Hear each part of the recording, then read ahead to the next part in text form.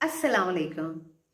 हम लोग बाज़ औक़ात सोचते हैं कि हम अपनी ज़िंदगी में ऐसी कौन-सी हैबिट्स ला सकते हैं जिससे हमारी ज़िंदगी बहुत ज़्यादा हसीन, खूबसूरत और कामयाब हो या एटलीस्ट हम सक्सेस के पाथ पर हों या एटलीस्ट हमारी ज़िंदगी में बहुत सारी एक डिसिप्लिन या ऑर्गेनाइज़ेशन हो।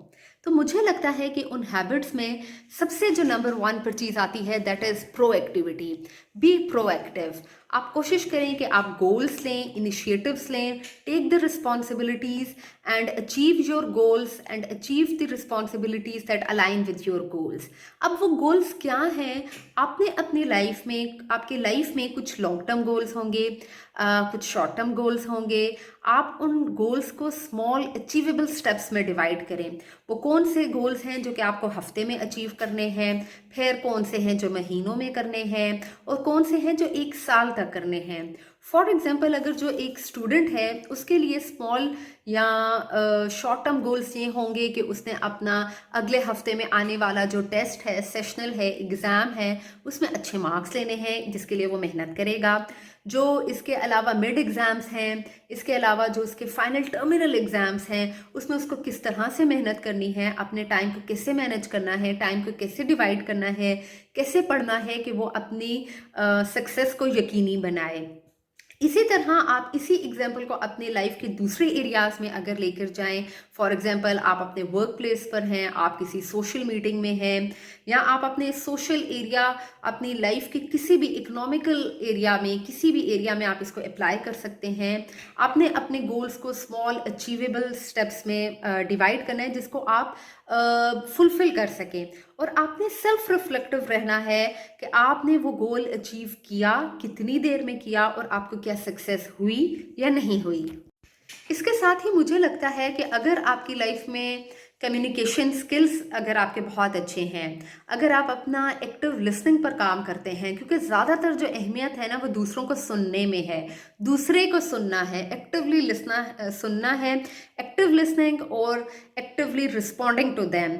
और आप जब इस चीज़ को लेकर आएंगे और साथ ही आप ग्रेटिट्यूड की प्रैक्टिस अपनाएंगे, you are thankful for the blessings of God, आप खुश रहेंगे, आपके अंदर पॉजिटिविटी आएगी, आपके अंदर एक ऑप्टिमिज्म आएगा, आप ऑप्टिमिस्टिक रहेंगे, आप अपनी स्ट्रेसर्स को भी इसी तरह आपकी लाइफ से वो कम होना शुरू हो जाएंगे, आप अपनी इंटरप्रिटेशंस बदलेंगे। तो और साथ में आप जब ग्रैटिट्यूड की प्रैक्टिस करेंगे, इसके अलावा आपके इफेक्टिव कम्युनिकेशन स्किल्स होंगे, तो it means you are adapting the positive habits in your life. इसके अलावा जो एक अहम चीज़ है that is the time management. एक अच्छी हैबिट अपनी लाइफ को हसीन बनाने में, पर्सनल ग्रोथ में जो अहम रोल प्ले करती है that is the time management technique. कहते हैं ना कि गया वक्त फिर हाथ आता नहीं, इसीलिए आपको टाइम को मैनेज करना है, आपको टाइम मैनेजमेंट आनी चाहिए। आपको सीखना है कि आपने अपने गोल्स को किस टाइम में अचीव करना है, किस टास्क को कितना वक्त लगेगा और कितने वक्त में आप वो उसको अचीव कर लेंगे और फिर आपको कैसे उसमें सक्सेस होती है या नहीं। आप जब टाइम मैनेजमेंट की हैबिट अपनाएंगे तो आप देखेंगे कि आपकी जो प्रोक्रेस्टिनेशन की आदत है वो भी ख़त्म होगी, बल्कि आपको एक्टिवली प्रोक्रेस्टिनेट भी नहीं बनना। You have to avoid the habit of procrastination. एक और अहम चीज़ जो कि हम लोग most of the time neglect कर देते हैं दैट इज़ फाइनेंशियल लिटरेसी।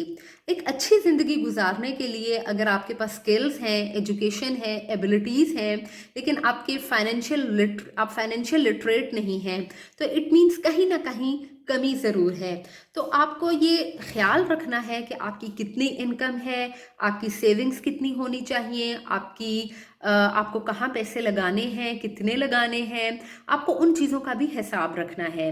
जब आप अपनी एक्टिवली अपनी लेन देन में अच्छे हैं, अपने सोशल एरिया में अच्छे हैं, तो आपको अपने इकोनॉमिकल एरिया को भी स्ट्रॉन्ग करने की कोशिश करनी है, क्योंकि जितना आपको अपनी स्पेंडिंग्स पर, अपनी सेविंग्स का अंदाज़ा होगा, उनकी नॉलेज होगी, तो ये भी एक फ्रूटफुल और अच्छी हैबिट है आपकी लाइफ को बेहतर बनाने के लिए। इसके अलावा आप अपनी लाइफ में माइंडफुल एक्सरसाइजेस लेकर आएँ, माइंडफुल टेक्निक्स और स्ट्रेस रिडक्शन टेक्निक्स लेकर आएँ।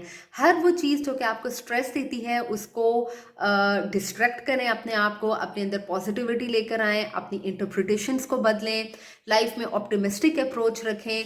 जब आप टाइम मैनेजमेंट सीखेंगे, लर्निंग अप्रोच अपनी रखेंगे और तो साथ ही आपको अपने गोल्स मैनेज करने आ जाएंगे, आप प्रोक्रेस्टिनेशन को अवॉइड करेंगे।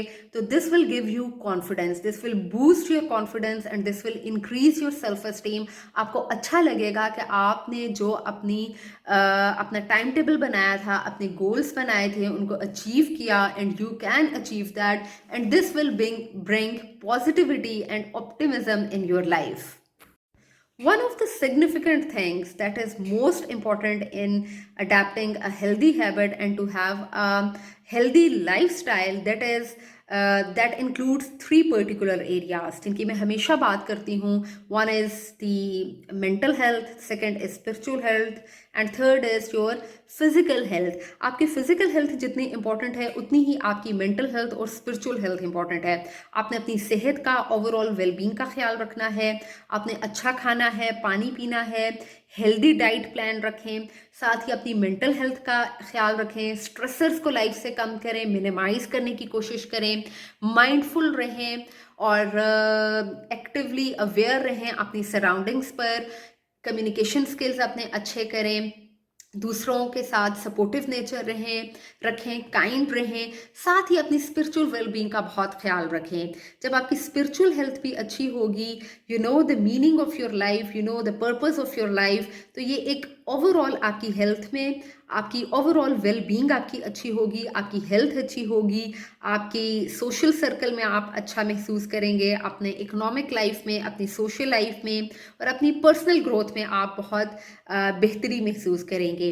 इसलिए ये जो 3 पर्टिकुलर एरियाज हैं आपकी लाइफ के, जिसमें मेंटल, फिजिकल और स्पिरिचुअल हेल्थ है, ये बिल्कुल भी आप नेग्लेक्ट नहीं कर सकते. अगर आप 2 चीज़ों में अच्छे हैं, like if you have a very good health and if you have a very good mental health, but you do not have a spiritual satisfaction in life, इसका मतलब है फिर भी कहीं ना कहीं कमी है, फिर भी आपको कहीं ना कहीं काम करने की ज़रूरत है.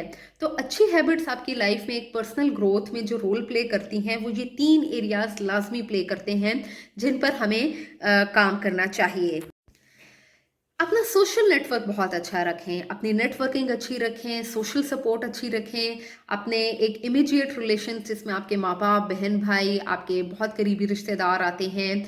इसके अलावा आपके जो एक्सटेंडेड रिलेशंस हैं जिसमें आपके दोस्त, रिश्तेदार या आपकी आस पड़ोस के लोग वो आते हैं. तो आपका जो सोशल सर्कल है ये बहुत स्ट्रांग होना चाहिए. जब आप सपोर्टिव और काइंड होंगे, आपके अच्छे कम्युनिकेशन स्किल्स होंगे, तो डेफिनेटली आपकी जो है सपोर्टिव नेटवर्क होगा, आपके कनेक्शन स्ट्रांग होंगे जो कि आपको रेजिलियंसी में भी हेल्प करेंगे और आपके अंदर एक अच्छी पर्सनल ग्रोथ हो. एक और बहुत अहम चीज़ जो मुझे लगती है वो ये है कि आप अपनी लाइफ को कभी भी स्टैग्नेंट ना होने दें, कभी भी किसी मरहले पर भी रुक ना जाएं. चाहे आपने अपनी तालीम मुकम्मल कर ली है, आप ग्रेजुएट हैं, इवन आप पीएचडी भी हैं, तो कभी भी ये मत समझे कि आप एक्सपर्ट हो गए हैं. आपको ग्रोथ की हमेशा से ज़रूरत होती है. पर्सनल ग्रोथ के लिए ज़रूरी है कि आप कोई बुक रिव्यू करें, आप बुक्स पढ़ें, बुक्स की आदत अपनाएं. आजकल तो डिजिटल लाइब्रेरीज इतनी हैं, आप अपनी इंटरनेट के थ्रू आप बेशुमार बुक्स का, न्यूज़पेपर्स का मुतालिया कर सकते हैं. वो आपको इंटेलेक्चुअल आपकी जो ग्रोथ है उसमें भी हेल्प करेगा. तो आपकी पर्सनल ग्रोथ के साथ साथ इंटेलेक्चुअल ग्रोथ भी बहुत ज़रूरी है. और आप 10 टाइम्स मोर अट्रैक्टिव लगते हैं अगर आप इंटेलेक्चुअली आप स्ट्रांग हो, आपको हर चीज़ के बारे में पता हो, आप ज़्यादा फेवरेबल और इंटरेस्टिंग पर्सनालिटी आपकी लगने लगती है. तो हमेशा ये कोशिश करें कि आप चाहे अपनी फील्ड में एक्सपर्ट हैं, फिर भी आप अपने आप को अपडेट रखें नॉलेज के बारे में. आप अपडेट रहें कि लेटेस्ट जो है करंट रिसर्च क्या है, करंट रिसर्च ट्रेंड्स क्या चल रहे हैं. चाहे आपने लेटेस्ट पेपर्स लिखे, पब्लिकेशंस करवाई और आपको बड़ा अप टू डेट नॉलेज है, लेकिन उसके बावजूद भी करंट जो प्रोग्रेस हो रही है रिसर्च में आपके एरिया में, उससे अपने आप को हमेशा आगाह रखें. तो हमेशा से अपनी लर्निंग अप्रोच रखेंगे तो आप हमेशा अपनी ज़िंदगी में कामयाब रहेंगे. If you like my video then do give it a thumbs up and do subscribe my channel. Till then, अल्लाह हाफिज़.